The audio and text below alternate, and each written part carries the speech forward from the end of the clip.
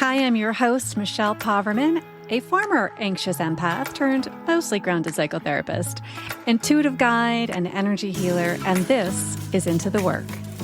And it isn't just a podcast. It's your actual invitation to break free from old patterns, end the cycle of your self-abandonment, and finally step into the life your soul has been craving. Each episode is a spark to help you rise higher, to help you shine brighter and reclaim the truth of who you really are. The spark has already been lit. And sister, this is a journey from spark to brilliance. So together, let's go ignite a fire.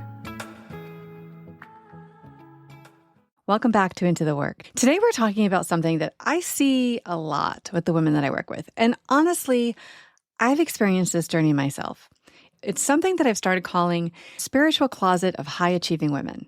And here's the interesting thing about this closet. Many people think stepping into spirituality or intuitive work is a single moment, like one brave big step where you decide to come out and be seen. But that's not actually how it works, because what I've noticed is this. Most high-achieving women don't have one spiritual closet. They have a hallway full of them. And every time their soul grows or expands in their work here, another door appears. And each one asks us to step outside again in a new way. So today we're going to talk about that hallway. We're going to talk about why powerful, capable, intelligent women often hide their intuitive and spiritual gifts, their purpose, their calling, and what it really takes to step into that identity fully. Because the truth is that the spiritual closet isn't a single moment of courage. It's an identity evolution. Many of the women who find themselves on a spiritual path are often ambitious. They're driven, they're capable, they're educated, successful in their fields. Many of us have built an identity around being smart, being competent, being well-respected in wherever it is that our field of focus. And you might have noticed that somewhere over time along the way, something started to wake up inside of you. And you began to notice that things like your intuition was getting stronger and cool things were happening around that. Your sensitivity to energy maybe is even increasing. Reading a room is becoming different and more expansive. Maybe a pull towards a deeper meaning or a calling. You're here to do more in some way, or a curiosity about spirituality, consciousness, or your purpose here. And at first, it can be a little confusing. This part of you doesn't always fit neatly with the identity you've already built in the world. So you start exploring these things quietly. And this is where the spiritual closet often begins. So when people talk about coming out spiritually, they often think about that one moment, right? You think, oh, they're just suddenly stepping fully in it and they're expressing it. But what I have seen over and again is that there are many doors along the way. Each door represents a deeper level of visibility, of ownership, responsibility, and identity. And each door asks you to be seen in a slightly bigger, different way. So let's walk down the hallway together. I would like to help you take a look at what door you're standing in right now. What does the closet look like that you might be in and you might find yourself in? So let's look at door number one. Like I said, door number one, the first door of the spiritual, closet is what I'm calling the private awakening. This is where something inside of you is starting to stir. You might begin reading more books that are more spiritually based and expansive, listening to podcasts that are different, meditating. Maybe you're even pulling tarot cards. You're starting to have fun, really understanding and trusting your intuition, your guidance. Maybe you're learning about energy, and perhaps, even the way that you are being in the world is more about being in flow in some way versus the push and the hustle. But it's all very private, and you're not necessarily telling people about it. You might even have felt that you're having this quiet inner life that no one else really knows about. And at this stage, you're really not necessarily thinking, oh, I'm intuitive. You're more likely thinking, something is happening to me. Like, this is interesting. Your worldview is expanding, and your nervous system is slowly adjusting to that expansion. But the second door, this is where it gets interesting. The second door is quiet integration. This is when you know that this part of you is real, right? This is when you've had some evidence building. You're like, okay, this works. What I'm doing works. As I delve deeper into my alternative methods, my spiritual ways, you're recognizing like there's really something here. And you start trusting your intuition more. Maybe you bring these practices into your life a little more regularly. Maybe you ask about energy or intuition with a few trusted people. You talk to people, you teach people about meditating differently or how to meditate in ways that open you up or allow you to get answers and see your path and stand in your power in those ways. There's still some editing happening though, right? You're still holding back. Instead of saying, I was guided to do this, you're like, oh, it just felt right. The tension here is credibility. You don't want to rock the boat in your credibility, especially for high-achieving women who have built their identities around something that feels very logical or intelligent or professionalism, right? That's important. You're integrating right now. That you're integrating the spirituality, but you're still deciding how visible that part of you can be. But you are putting it out there to some people. So you are still stepping through another closet door. But next we get to door 3, okay? Because that holding space, you start to outgrow that. You start to standing in it more and feel the drive towards just owning something a little bit more. We're going to call this selective visibility. Door 3 is where things start getting interesting. For real. I call this the selective visibility because this is where many women start sharing their spiritual perspectives publicly.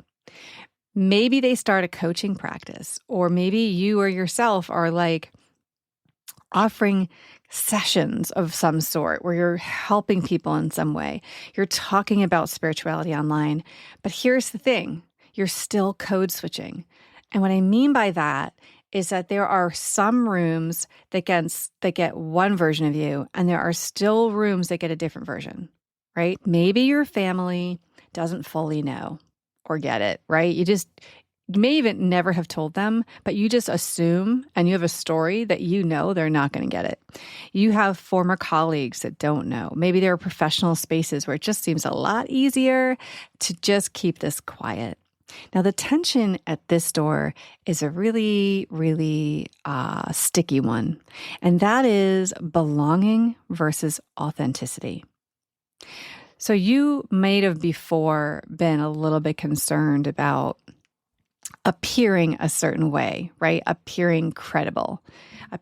But now we're talking about belonging, because when you really step through door 3, you're putting yourself out there in a different way. You begin wondering, if I show more of who I really am, if I really open the gates here and step into it, will I still belong in the spaces that once defined me? Because there are spaces that defined you. And those do include family and friends and coworkers and, our jobs and our careers. And so truly, it can still feel pretty scary to get through this, but you are definitely feeling like you are getting closer to releasing those stories that are holding you back. You really are feeling a calling to just be more authentic and just not care. Like, you want to not care so much. You just want to be like, F it, who cares, right? You start practicing it. You start putting yourself out there. You start really owning it and being out more available for people. And this is where you get to door 4. Door 4 is the big one, because this is the identity claim. This is where women begin saying clearly, this is who I am. This isn't just like what I do. This is who I am. And you may start identifying as an intuitive, a healer, a spiritual guide, an energy practitioner, a hypnosis specialist, a spiritual entrepreneur, a mystic in some way, a medium. this is like there's 1,000 things under this umbrella. I only mention these most common ones, but really it's however you go out and be in the world, but you do so in your authentic truth as someone who is here to help and heal others. So there's a shift here from exploration to ownership that's really big. So no more softening of the language. You're not actually, what sometimes we would do is we would try to kind of, and sometimes we have to dumb it down. We'll talk about that. We're going to talk about like how do we talk about this stuff. But there is a way in which you have not been being very clear and at ease in being very clear. And so this is no more explaining it away, no more softening the language. But this door introduces a totally new challenge. And that challenge is visibility. This is you being seen, heard, and known in your visibility. Because once you claim an identity publicly, people start seeing you differently. And that feels vulnerable, or it can. And especially for women who have spent years building credibility and an identity in completely conventional spaces. And now you're like, no, this is actually who I am. And this is a really big one. And I want to talk about why this is so important, this particular phase around belonging. Because here's what's happening. You're in between chapters, right? So you are expressing and stepping into this in its totality. This is who you are. This is coming from you. You're meant to, maybe you're making major changes in how you deliver your deliverables in the world, right? Like how you show up in the world and who you serve and how you serve and what you're doing. And in that, you are moving into truly being seen, heard, and known. And what I want to say to you is this. Yes, there are going to be people who this feels uncomfortable. If people are attached to you remaining the same, if people are threatened by something that's different than them, if they come from a smaller place, if they are needing you to serve a certain purpose that wasn't serving you, and because part of a spiritual awakening of any kind, and part of this door that you walk through is always going to be about the work you do for yourself, the healing work you do for yourself is how you go out and be in the world. And that's how you help others. The deeper you go, the more you offer. And so you're going to be looking at your boundaries. You're going to be looking at all this stuff, and you're going to recognize like, oh, okay, those people want something from me that I don't want to give anymore. It wasn't really about me. It was about what I offered them. And now that what I'm offering them is changing, or how I be changes and how that looks, then those relationships might shift and change. And yeah, sometimes that's family and sometimes it's friends.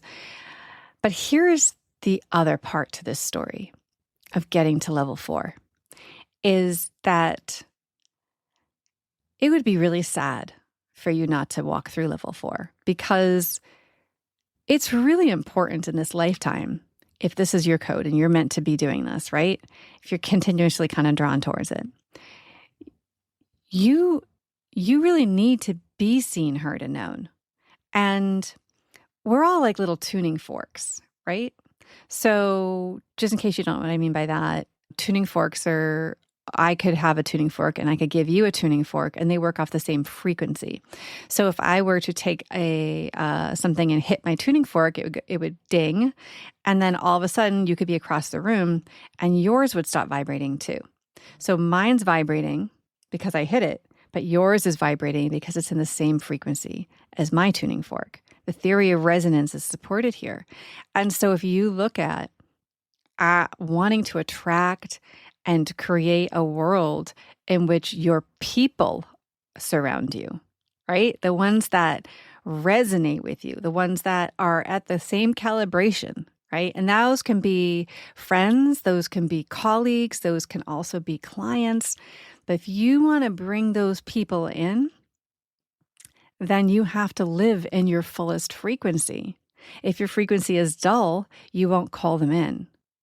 And so when we live in before stepping out of closet number 4 and belonging is the issue, we get kind of lost. It's kind of lonely because we don't even necessarily still belong because it's not a full version of ourselves. It's not your full identity any longer to be where you have been in the past. But you're also not in the frequency yet to fully be in your future and be attracting these people that are meant for you. And that's why I think this particular closet is so big for so many of us.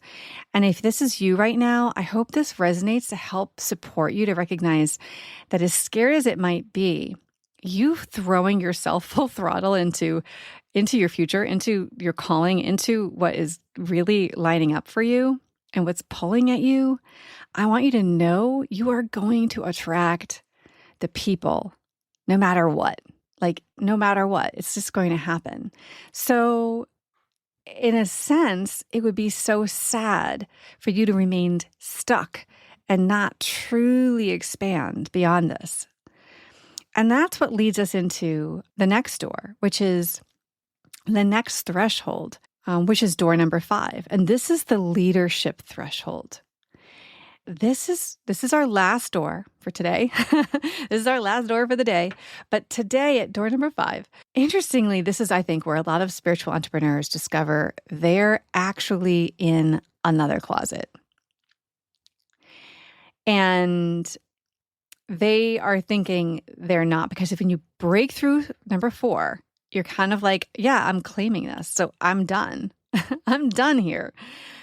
Alleluia. And then all of a sudden you're like, oh, I'm faced with another time where I have to really step up into an uncomfortable zone of genius and put myself out there.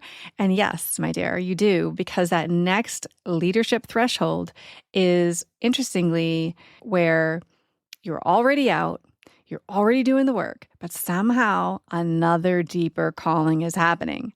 It's a bigger voice. It's more visibility. It's more leadership. It's a stronger, more message with a lot more clarity because you have taken all this wisdom you've been carrying your whole life and it starts to really refine itself. And I feel like we get to this point a little bit later, and this leadership threshold is right where this question starts becoming, am I willing to be fully seen in the magnitude of this calling? Because leadership invites projection. It invites misunderstanding. When you put invisibility, you are talking about criticism. You're talking about trolls commenting on you. You're talking about making yourself vulnerable to people judging you, misunderstanding, and all that. So that's where another door appears. In order to get through door number 5, I think there's some internal work that needs to happen. There is a very different flavor of the work. And I think on some level, we have to shed any attachments we have to other people's opinions, to other people's judgments. I think we have to actually call back all our energy often. And we need to disconnect from trying to explain or get other people to understand what we do, to get other people to approve of what we do. And that's part of 4, but when we really step into massive visibility, we get into having a little bit of a tougher skin. The mission becomes so important that our ability to just understand the tuning fork, understand that some people are for this and some people aren't, that we really stop attaching and having much stronger boundaries around what we allow in, what we even internally, boundaries with ourselves, what I'm going to allow bother me, right? What I'm going to allow to turn into some negative story inside me. We really have to clean that shit up. We cannot step through that threshold and be spinning and stuck in old limiting crap. Like, we have to actually level up to a place where we don't care. We care about the mission. We're more mission driven than we are fear driven. It just becomes stronger in the balance of things. And part of this is truly understanding where you are in this process and understanding what the work is to get through to the next level. And so let me ask you a question. Picture the hallway. Where are you standing in the hallway right now? Are you at door 1, 2, 3, 4, or 5? You might feel like different parts of your life know different versions of you. And that's sad, right? Like there's something sad about that. You don't get to be fully known. When we look at our evolution and our expansion and the boundaries we need for that, part of the boundaries that we create and using our voices and being authentic and sharing what's true for us is actually being seen, heard, and known. And to be honest, if I were to ask you, right, or to say to you that on some level it's unfair of you in your relationships to show up halfway, for other people who love you or care about you to not understand you or not get a chance or an opportunity to know what's true for you, even coworkers and such. It all depends. You know best, but I just put it out there because I think it's sad to stay in this place. You have to at least step into what feels right in some way to you that allows you to feel in alignment with who you are and accepting of yourself, your truth, and what your mission is, what your codes are here, right? How you were built, what you were meant to do here. And so that door 4 tends to appear when that hiding starts to feel too uncomfortable, right? When you're feeling of like, this is sad. I feel like people, they don't even know me. These conversations are boring me. I'm having a really hard time talking about this other person again. I don't want to, right? Like low vibrational stuff is really difficult. That idea that people vibrate out of your life is actually true, because as your vibration raises, which is what's happening to you, it could be measurable. We could measure it with a tool to see like last year, your vibration was this much, and now we've got this higher level of gigahertz in your body, right? So this higher level vibration makes it harder for you to withstand certain things. And so it becomes like self-abandonment to stay in places that feel uncomfortable. Does that make sense? And so walking through number 4 is so important. And I think that's the message I just want to catch you in and share with you. And then when you do walk through number 4, you're going to feel that urge to speak more clearly, to soften your message, right? Just put it out there. Be at ease. You want to be at ease. That's like kind of what you want. You want to just like kind of be known and lit up. You want to be lit up, doing things that excite you. So stop bending over backwards to say things in such a way that everybody can relate to, right? Versus you're just going to speak your truth and you're going to be that tuning fork. You're going to be that vibrational match, right? And like they say, speaking to everybody is like speaking to nobody, right? You're kind of too pliable. Like people need to know who you are. So people like transparency, honestly. And we want our public identity to match our truth. So we're seen, heard, and known. But often when women feel that tension, it's simply a signal that they're just standing in front of the next door. But let's talk about the cost of staying in the closet too long. When your soul is expanding, and your identity isn't keeping up, the closet slowly begins to shrink, and we start to become anxious, sometimes even depressed. We start to get into a place where we are not in resonance with ourself, right? We are not in alignment. And so over time, a few things tend to happen. You might start feeling, again, like people are relating to an older version of you and you're feeling really disconnected from people. Your work can feel less shiny and flashy. What really made you excited before might not excite you anymore.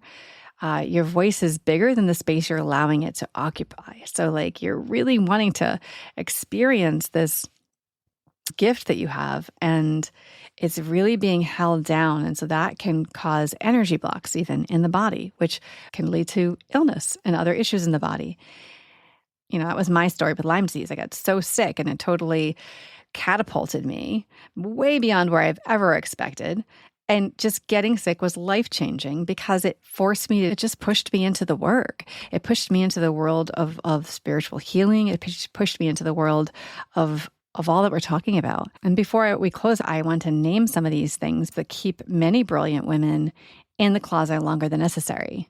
Not for fear exactly, but a quiet lie or a story we tell ourselves. We've absorbed these stories about who we're allowed to be. And I think those are really important for you to acknowledge. One of them might be a belief, for instance, that if we shared this drive, this new calling, whatever this is, people won't take you seriously anymore. They will belittle you in some way, they will reject you in some way, but they won't take you seriously. What many women discover is that when intelligence and intuition come together, their leadership actually deepens, that they actually stand in their truth. And like you hold the information, you know the difference between talking to somebody who's just standing in their power and talking to somebody who's like in and out. When you talk to someone who's a powerful speaker, when they're just like standing in the energy of everything they're saying and they're not wavering energy within that, they're just strong. Oh, another lie is also that we might have to choose between being respected and being spiritual. That in realms where we have traditionally been highly regarded or respected, it feels like we're going to have a fall from grace. People are going to be like, what? What happened to her? Again, we don't get to control how everybody else sees us or experiences us, except for how we see and experience ourselves. We need to have a boundary. We have to catch ourselves doing it, say cancel, delete, bring that back, and then reassign the mission. I love and accept myself. And I am so grateful and joyful about this opportunity in my life. And so we have to really let go of what it is we cannot control. There's also this other belief that if we fully show this part of ourselves, we also just might lose people. People who are invested in you, you're not going to lose. Sometimes relationships do shift, though, and that's okay.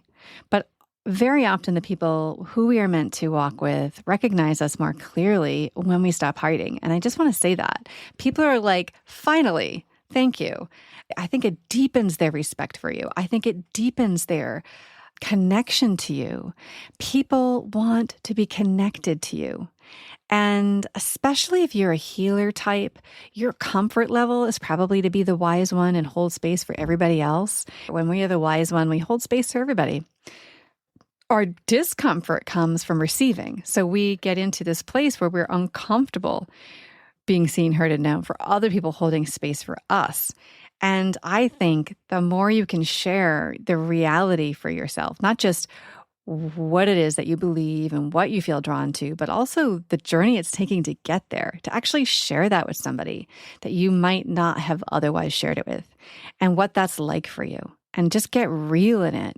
That makes people see you, connect with you. That's heart-to-heart shit. That's real. And that is what people want. And I think people will really appreciate it, and they will be better for knowing you, for the real you, and for where you're going. Not that the old you is fake. It's just, it's shifting and changing. So there's a way we can really look at this and shift how we see it as one, this really positive thing, this way of which we actually get closer to people because they can hold on to something there, right? We're not being wishy-washy. We're not like kind of being evasive. We're actually just being truthful and standing in it. I think most people are going to respect that. They're going to think that's really incredible. You might actually give them permission to do the same. That happens a lot too. Or two, you do look at people judging you. You do look at people criticizing, rejecting it. And this is another piece of valuable advice that I can give, I think, is that part of the process, again, is truly letting go of worrying about what everybody else thinks. But more than that, it is saying, I don't owe anybody anything. And really, as you step into your new identity or purpose, is the rule of divine timing and divine process. Just as we can't force somebody to heal. So if you're a healer in any way, shape, or form, if you've done any healing work, you know that it's not my job to make this happen. Your body, your being, all of who you are, and the contract you have with God and Source, and right, that's between you and them. Me coming in and trying to help you, I can be a tool.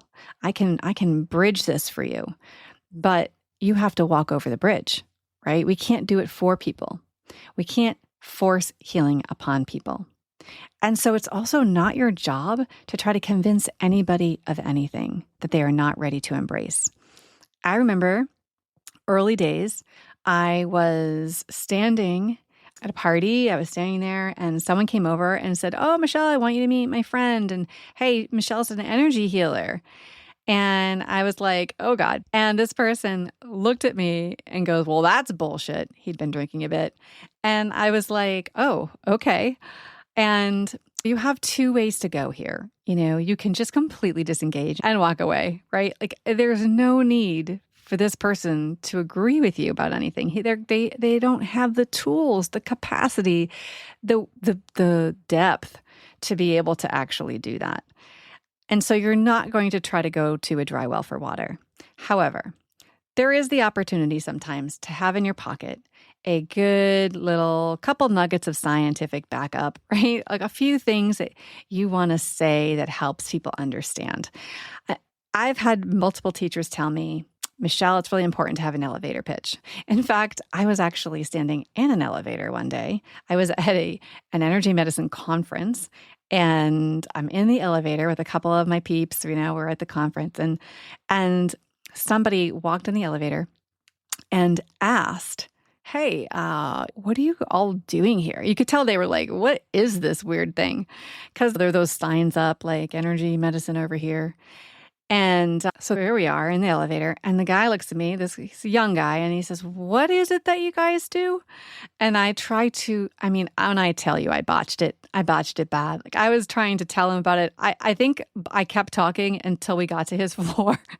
And then he looked at me kind of dizzy, like, okay, and then just like walked off. I'm like, oh, I got to get my elevator pitch down.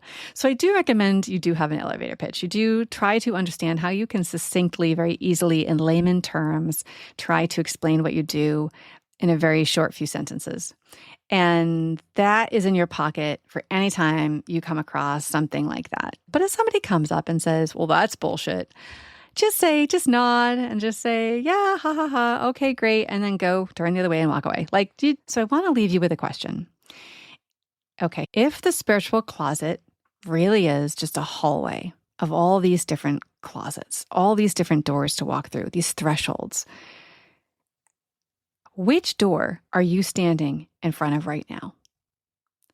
And what part of you already knows it might be time to open that door? I want you to sit with that and think about that.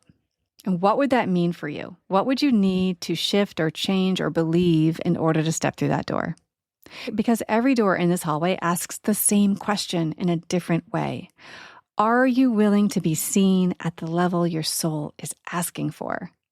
And when that moment comes, you might realize something really surprising. The door was never locked from the outside. It's always been under your control. You just had to decide you were ready to walk through it and allow yourself to be embraced. So I hope this was helpful. And as always, I wish you love and light and that you have a beautiful week ahead of you. I will look forward to seeing you next week. Bye for now.